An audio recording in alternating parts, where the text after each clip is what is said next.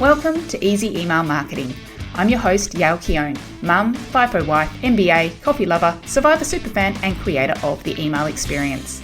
In Easy Email Marketing, you'll benefit from my nearly 20 years experience, where I'll be teaching you all the tips, tricks, and insider info on how to create feel-good, non-spammy experiences for your subscribers. Let's get stuck in.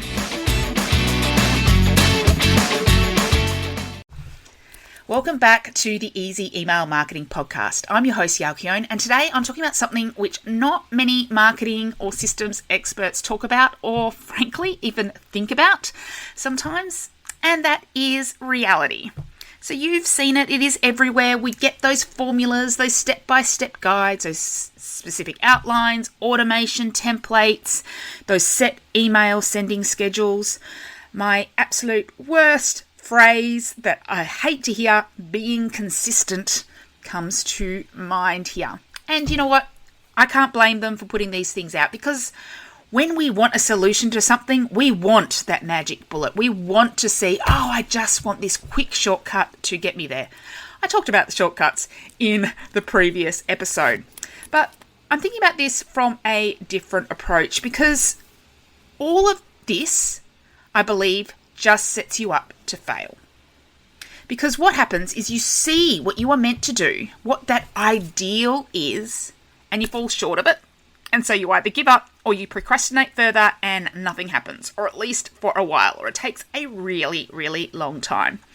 So when I work with clients and email experience members, I always try to come at every discussion from 3 angles: the strategy, the systems, and reality. And if the strategy and the systems never get set up or used, that is a big red flag to me.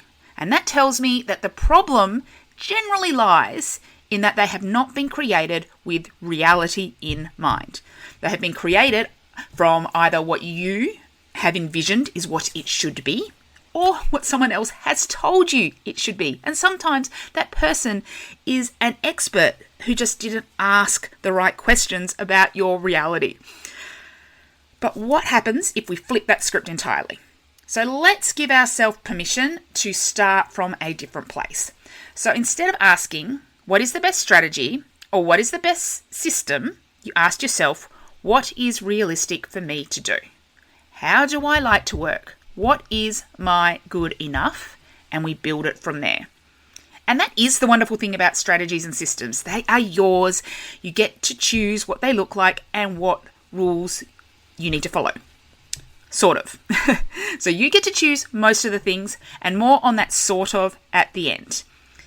But before we get to that, let's look at reality from a couple of angles and perspectives. So the first perspective is all about knowing yourself and how you like to work. And this could be some harsh truths, right? This could be not the ideal you. This is where your strengths and your weaknesses lie. So one example that really comes up here is if you are a starter or a finisher. So starters love the excitement and the creative beginnings of a project and probably have a lot of things going at one time. Finishers may be more disciplined and they may do like one thing at a time and don't start a new task before completing the last. They're great at that finishing detail. I bet you can guess which one I am. Definitely in the starter category. So how do starters show up in email marketing? This is like where we have those half-built sales funnels or welcome series, guilty, where you might are constantly coming up with new lead magnets or new offers, or maybe you are like committing to your weekly newsletter, you're naming it like Motivation Mondays, and then you've got it break down by section, you've got this great outline, and you may start strong, but then after a few weeks, it fades off because it's not new and exciting anymore. Yeah, that can happen. So if this is you, we need to work around that. So we don't just go, okay, that just means I'm never going to finish anything. No, we need to go, okay, how am I going to finish the things? So we've got things like, obviously, we want to set some deadlines or perhaps have some public accountability, build in things like having a finishing partner or outsourcing the finishing line. So I do that with the podcast. If I had to edit and put this out there, I would never get these episodes out. You can even use AI as your finishing partner if you want. So it's just like, oh, I got to the point and now it's like, let's just get this done. Also, allow something to be good enough. Give yourself a minimum viable sequence rule. And certainly, and this is for everyone who is exactly like me, do not overcomplicate it. Start simple. I know the temptation is there to start with 5 different branches in an automation that they send different versions of emails around 5 different audience segments, or it's tempting to create a template that has 50 different sections and different color blocks and different bits and pieces that need to get filled out, but then prevent you from actually putting in that email because if it takes you 10 times as long to create an email. So keep it simple from the start. You can always add layers later. Finishers, on the other hand, have the opposite problem where they tend to struggle starting. So this is where that blinking cursor of death comes in place. Like, you just can't start writing that email. Or the automations don't get created because you can't, you can't envision what it looks like. So if this is you, definitely get some learning in, learn about, what is a good approach, how to get started. But my other recommendations are just to never start with a blank page. So do have a content plan or a template somewhere. That can be one that you have built. It doesn't have to come from someone else, but make sure you've got something that you're working towards. Map things out first. Like if you're doing an automation, map it out on paper first. You don't need to start on the screen. So put it out on paper if that's how you like to work, or on a spreadsheet, whichever area you like to work with. Another hack I like to use is to get myself motivated is to perhaps maybe like go for a walk first. Like I know what I need to do. I've got the general idea, and then I will just start. I'll walk and let my subconscious do the thinking. And now, I combine this with the next one of utilizing AI for the first drafts is I might open the chat on my Claude account and just say, hey, I've got this idea, and just word vomit and let it put some sort of outline or some starting point for me. Also, just give yourself permission to have a messy first draft. And probably my biggest tip when it comes to writing and automation specifically and those sorts of things is to start in the middle. If you're always trying to start with that great opening hook or sentence, it is really, really difficult. Or if you are trying to figure out, what triggers this automation and then what version, which splits do I need, that's where you can get stuck. Instead, start in the middle. What's the meat and potatoes of it? Write that first, map that out first, and then build the others around that. So starters versus finishers, that's one big area about understanding how you work and to whether you're going to get email marketing done and how you're going to use it. Another thing is batching or creating when you're inspired. Definitely there are some people who love batch creating and will do a whole month of emails and socials and everything in one sitting, and they block that time and it's precious and they get it done. I wish I could be that person, and I am that person sometimes. It's a little bit wonky. I am what I will call a hyper-focused person with my ADHD. It means that if I get in that zone, if I get excited about an idea, I can be a batch creator sometimes. But it is not something that I can put in my calendar and say this day of every single month is going to be my batch creation day. Even if it is at the right time in my cycle to be most inspired, my brain doesn't work that way. I need to allow flexibility for that magic to come through when I get those ideas and to write when inspired.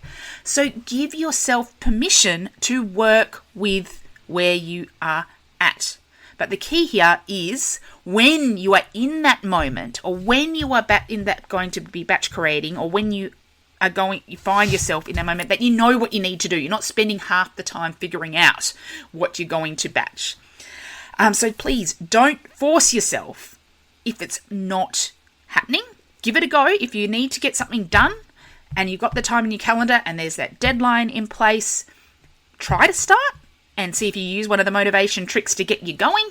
But don't expect to always be a batch creator and to be able to show up on that first Monday of every single month and just write everything. Unless that is you. And then awesome, all power to you. And finally, another thing to think about when it comes to the way you work is your energy levels. So when do you work well and what type of work is best done then? So don't schedule in your email writing time on a Friday afternoon if you know you have zero creative energy at that time and all you want to do is pass out on the couch, or you're better off just doing some general admin or just some housework, whatever it is for you. If you have something more menial or repetitive, do that in that time. So sometimes there's that more repeating task, like if you're setting up an automation, for example, and you just literally need to plug in email after email after email. Obviously, I do this more than most because I'm setting this up for people. Do that in a time when you are less creative, and then do it on the couch in front of the telly and help yourself get it done that way. And use your creative energy bursting time to do the writing, to do the ideas, to do the strategy. So for me, that's definitely mornings. But I know for other people, they are not morning people. So where is your energy and allowing yourself to work within those times? So know yourself and how you like to work. The second angle we need to think about when it comes to reality is your outside world, recognizing the reality of time and your current season of life.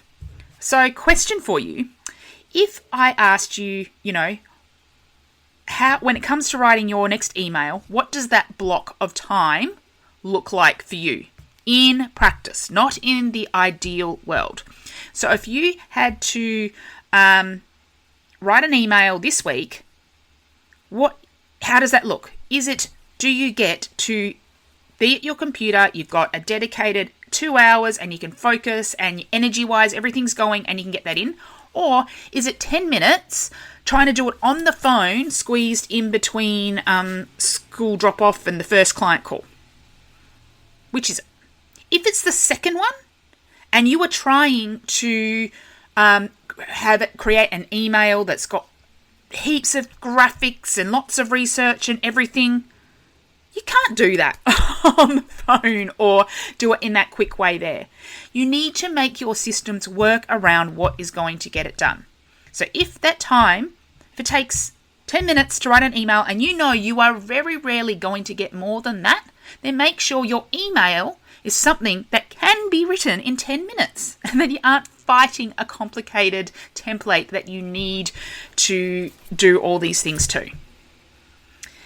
Also, along those lines, if you know that it is your reality for most of the time that you will be writing things on the fly or that's just your energy, prioritize the planning and the template setup so that when you do have those moments, you've made it easier for your future self.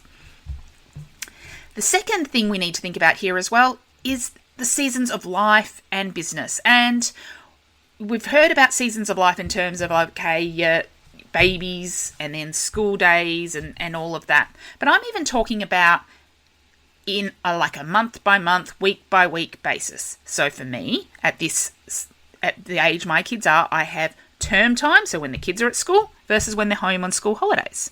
They're two different seasons. It could also be business seasons for you. So you might have peak times and quieter ones. So being realistic about when you can work on those background projects and when you just need to be in maintenance mode and when do you need to plan ahead. So along those lines, and in general, because sometimes life just throws you curveballs, we need to have a minimum plan versus a full plan.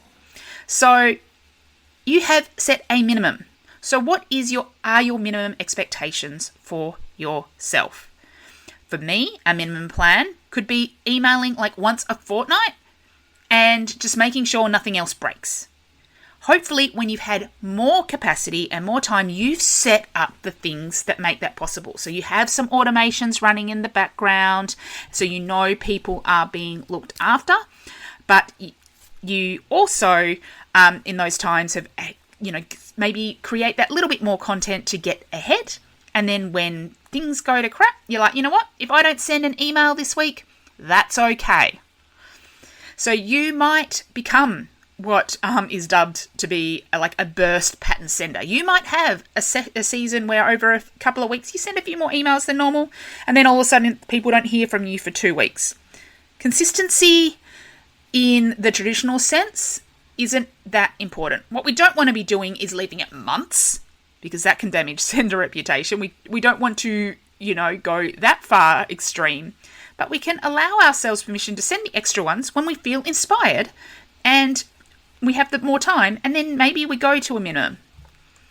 So planning, asking yourself what is minimum, and just giving yourself permission in the different seasons, and that could be the different hours of the day, to do it how you want to do it. Okay. So we've talked about, working to your style and knowing yourself. We've also talked about knowing your reality and your season of life, and hopefully you can set your systems up in a way that supports it. Ask those questions first. But there is, of course, that sort of that I mentioned at the top of this episode, because you absolutely can use email marketing in a way that works for you, your strengths, your brain, your life. But there are still some things we need to think about. But pushing yourself a little is sometimes important. So this should not be an excuse to get you out of your comfort zone a bit.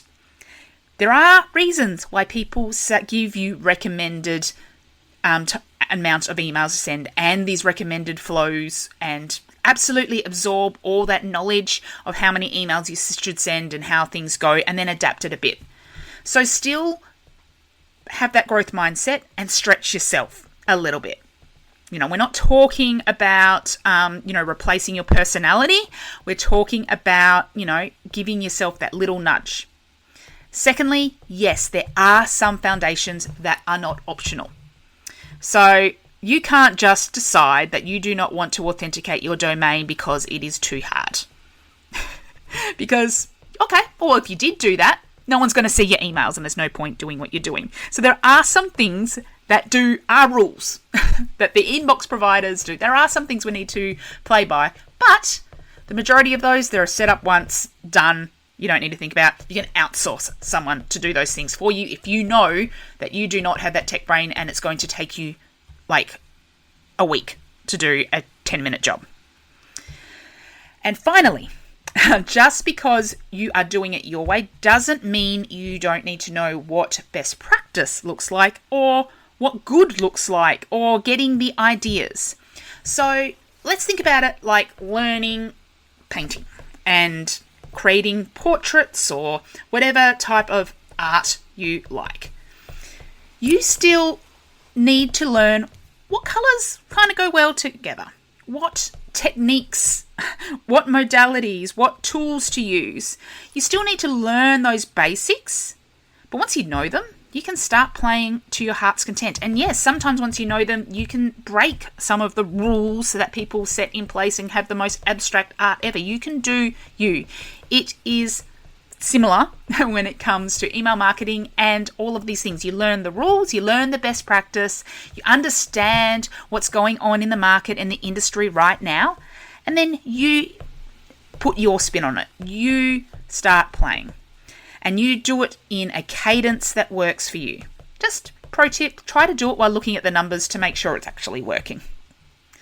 So like anything, you need that knowledge. And that's where a lot of the email marketing courses and experts let you down. They try to give you that swipe file. They try to give you that template, that sequence to copy.